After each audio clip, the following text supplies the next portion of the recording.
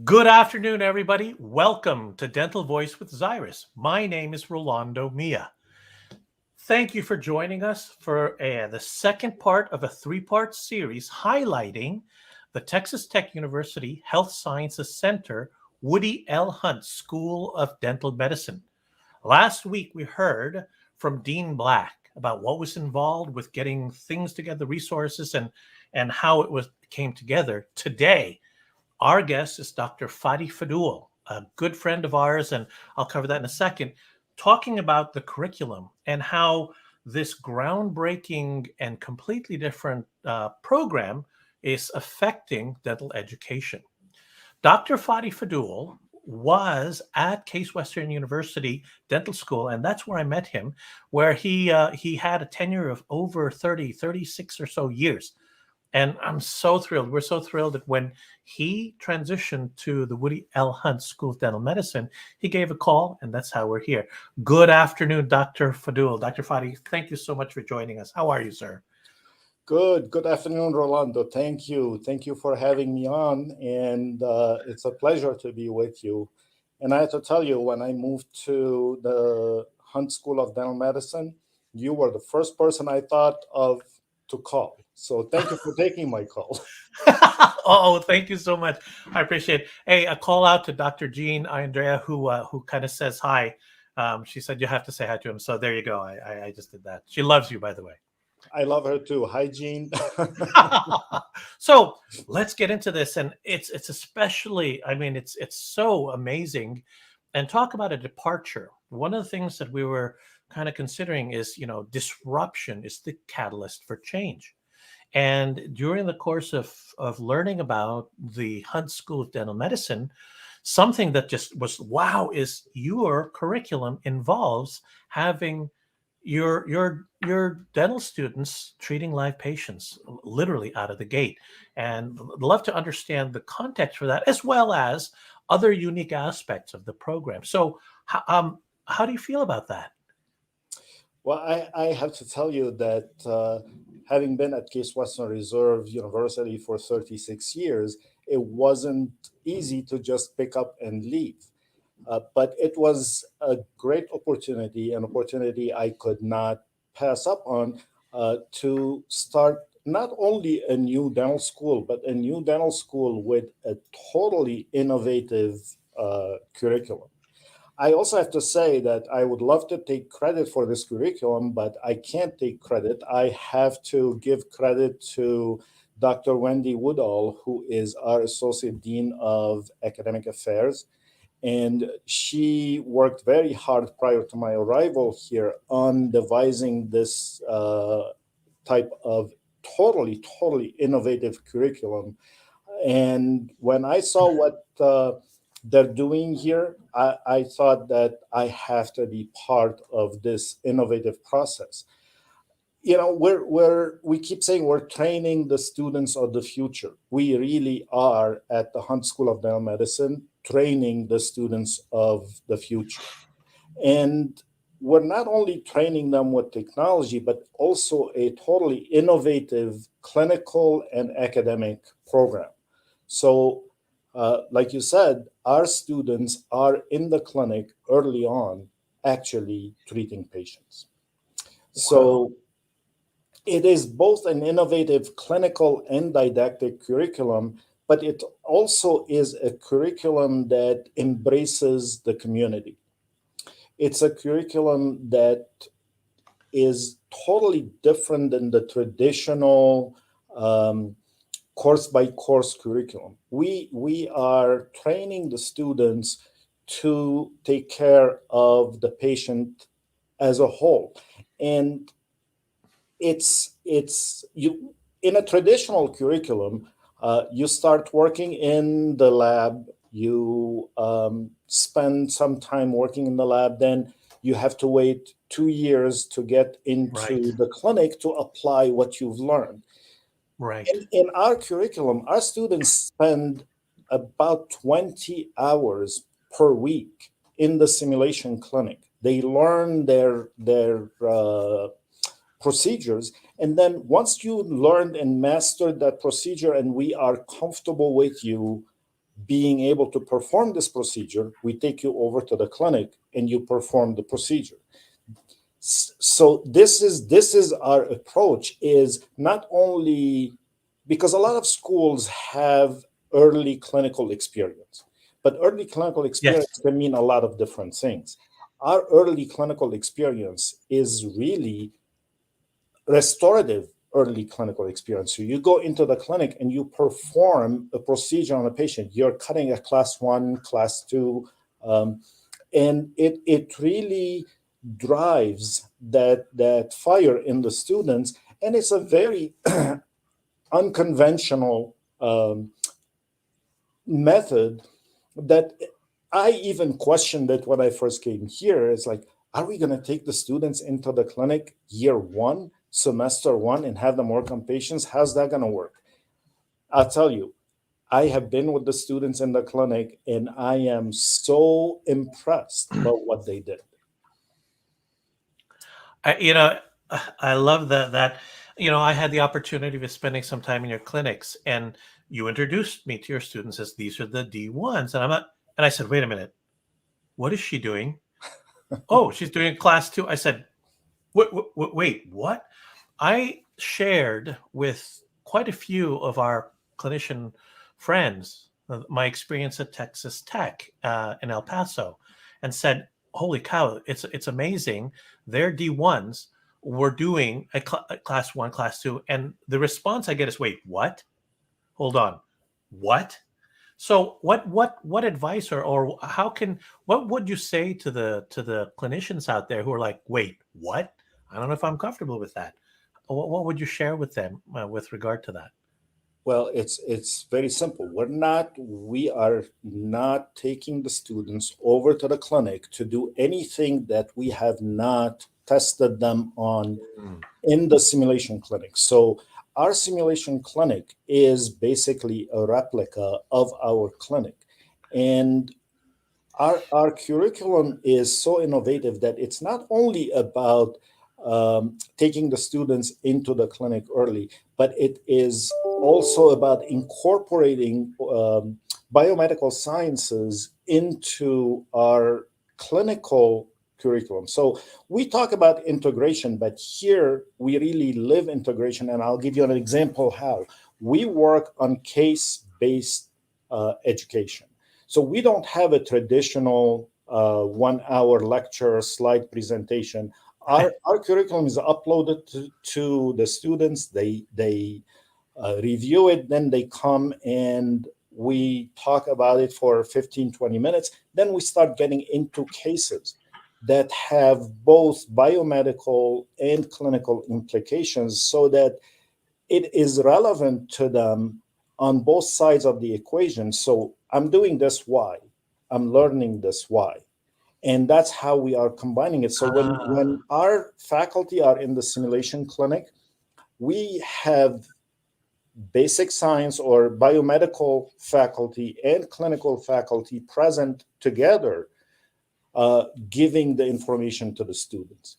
And their clinical experience moving forward. Why do we get them early? Why do we get them early in the clinic? We get them early in the clinic because you mastered that procedure. Why do you have to wait to perform it?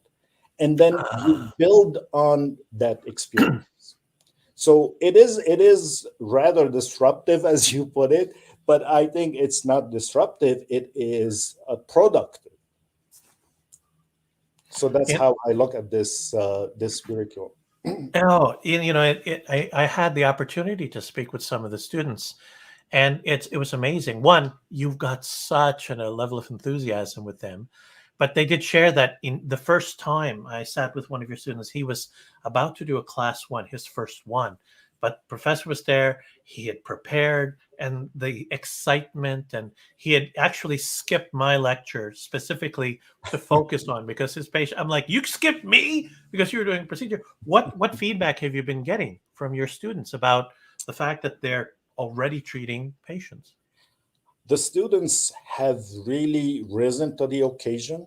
They have embraced this curriculum and they are loving it. So when they are in the clinic, I look at them and I can tell that they are first year dental students. They are so comfortable in their experiences. They are so comfortable in their preparation that they are sitting with the patient like a seasoned dental student in third and fourth year. I've been very, very impressed with how well our students have adapted to this curriculum. But again, they don't have anything to compare it to. So it is, to them, this is normal. So are you looking for a special type of student? Are you looking for a different type of skill set or mechanical? What exactly is it? And how is it different? Dental students are dental students, but they embrace the curriculum that you are providing to them. So this is innovative, and it's, I can tell you, it has to catch on, because that's the way of the future. We have to teach our students from day one how to take care of patients Right. and get them comfortable. And one of the things is, yes, they are working slowly right now. However, when you get them into the clinic early on like this, all the anxiety about being in the clinic uh, eventually and quickly it disappears. So by the time they are ready, and probably by the middle of second year, to start providing total comprehensive care, that anxiety is gone. You're not spending a month or two or three trying to get exactly. So I think that this is the wave of the future. This is how we are training our students here, and I think that the students have totally embraced it, and I'm really very, very impressed and comfortable with how they're performing. Yeah. I love that. It's amazing to see that. The other thing that I also noticed, and I'd love to get your perspective, is you shared with me technology, how important technology. There are certain things you're not even having your students do anymore because there's technology that can be done, and you're having them focus more on the clinical as well as new technologies that you're incorporating. How does that play into this whole thing? It is it is part of the innovation, or the disruption, if you want to call it that. We are embracing technology because we are training the practitioners of the future, and the Mm, practitioner of the future cannot function without the technology that we have today. And we have to train them on the technology that is available, that makes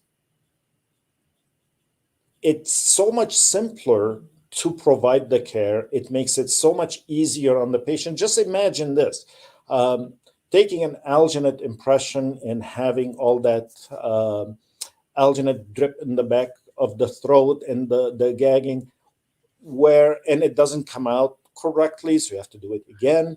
Whereas you just take a wand and scan the teeth, and in 2 minutes you have the model that you just choke the patient to be able to achieve. And guess what? That model isn't good. Rescan it. Takes a minute. If you are taking an impression for a crown, you have to take the impression, you have to pour it up, you have to wait to see if it came out or didn't come out. The patient is gone home, the impression is bad, then you have to bring the patient back, take a new right. impression. Here, you take a scan, you don't like the impression, you see it right in front of you on the screen immediately. You don't like that impression?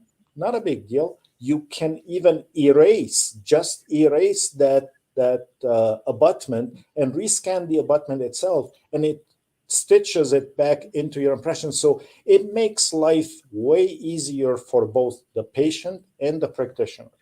Now, there is questions like, you're training everybody on digital, but if they go out, they may not have digital. How they're at a disadvantage? They're not at a disadvantage. Most dental schools teach analog dentistry and introduce students to digital dentistry.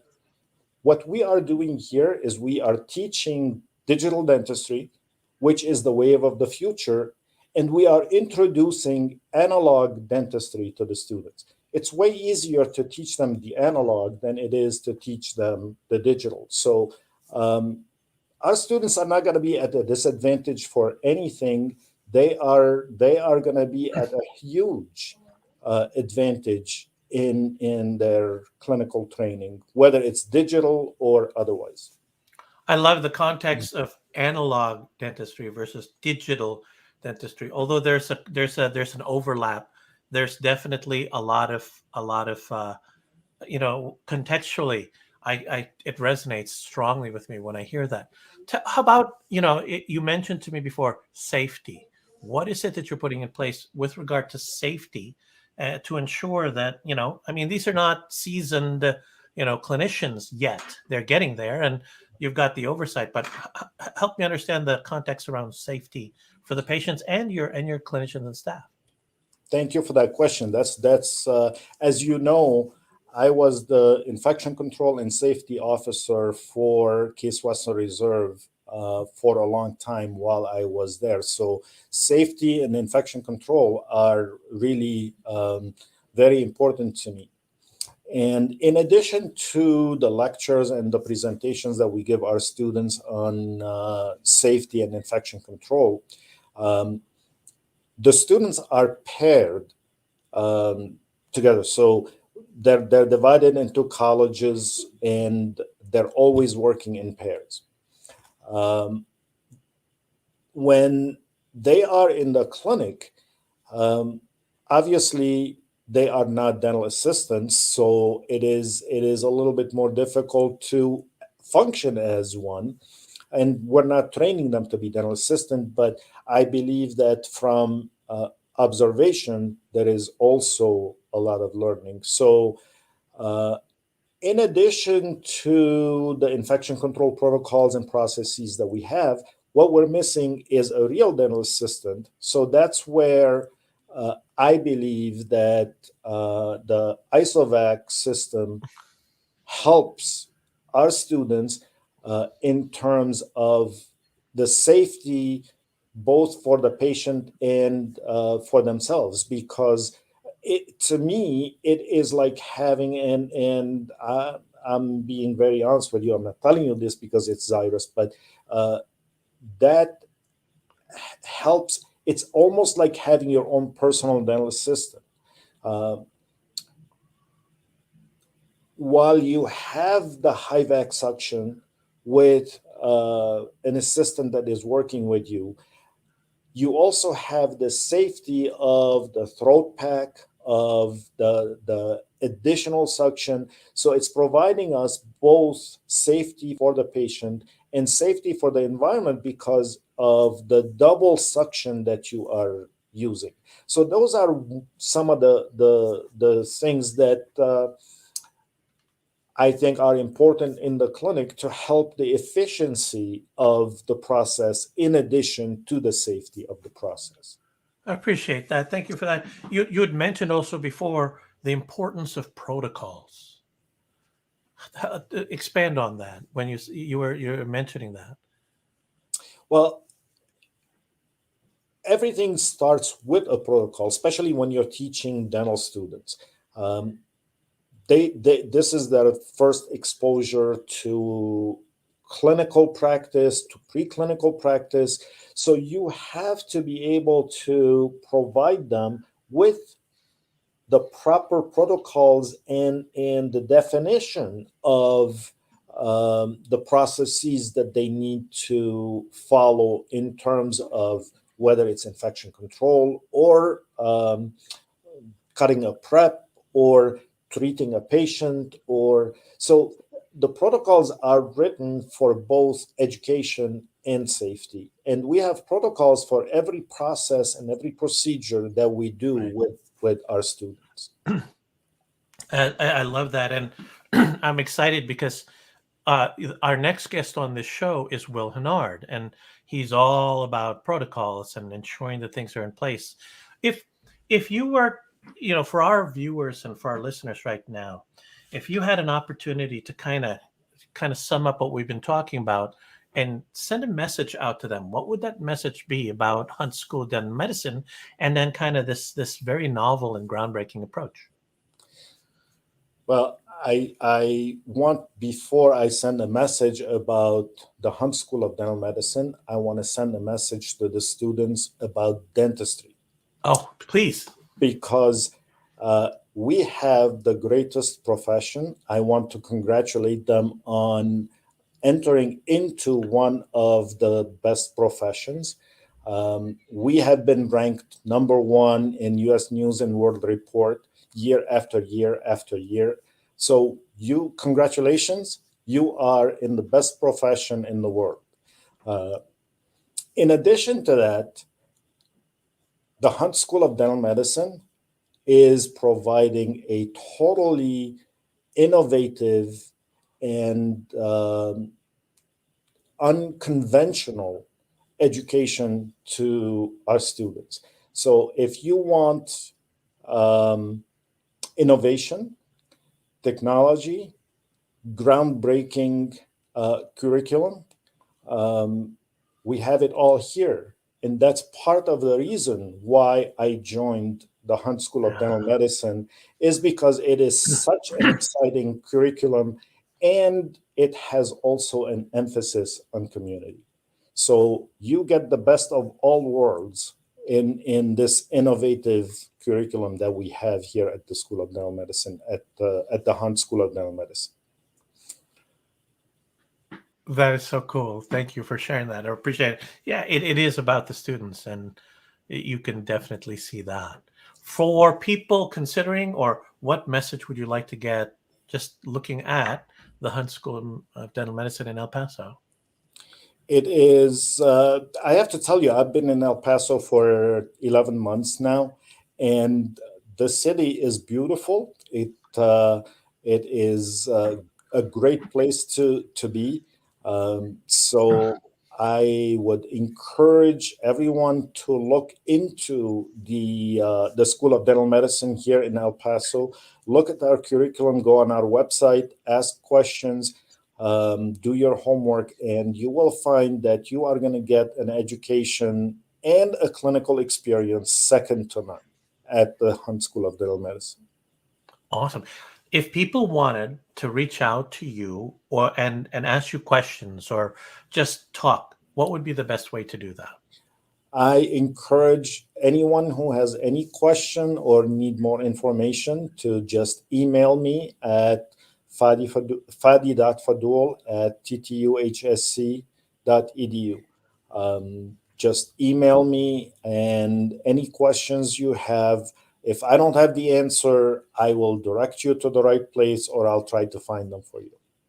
Awesome. And if people wanted to just direct information about the Woody L. Hunt School of Dental Medicine, what would be the best way for them to do that? For students who are looking at the admissions, if they have any admissions question, they should email us at huntsdm.admissions@ttuhsc.edu. And we have an outstanding department, admissions department. They will answer any questions you have, and you will be happy you called. Fantastic. So, are there any final words to just kind of bring this to a close with regard to kind of what you're doing or messages you'd like to get out there about, you know, anything? How would you like to bring this all together? Uh, I will look at my experience, and dentistry has been great to me, and dentistry will be great to you. Again, whether it's our school or any other school, there are 68, I think, dental schools in the country. They all have outstanding programs. I think ours is totally innovative, but any school you go to, you're going to get an outstanding education, and you're going to be in the dental profession. And I can't say enough about our profession and what we've done to help our patients. That is awesome. Well, Dr. Fady Faddoul, first of all, thank you so much for joining us. Thank you for sharing and being so direct about what you're doing there. And love to see the looking forward to the successes. I'd love experiencing your school and the energy that you bring, and as well as your students. And really look forward to just following and enjoying the successes with you later on. Would you be willing to join us just to give us an update on how things are going? Anytime, Rolando. It's my pleasure. I enjoy talking about our school, our curriculum, and anytime I'll be happy to join. Well, thank you so much. Hey, folks, if you like this content, please share it. If you have questions, please reach out directly to Dr. Faddoul or go to the website. Next week, the third part of our three-part series is going to be with Will Hennard. And if you look, Dean Black spoke about how it came together. Dr. Faddoul and I did meet Dr. Wendy. Awesome group of folks over there. Yes. And then Will is going to talk about just how it all comes together. So please join us for that. Have a great rest of your week, Dr. Faddoul. Thank you so much. If I don't talk to you, happy holidays, and really appreciate you joining us. Thank you, and happy holidays to everyone.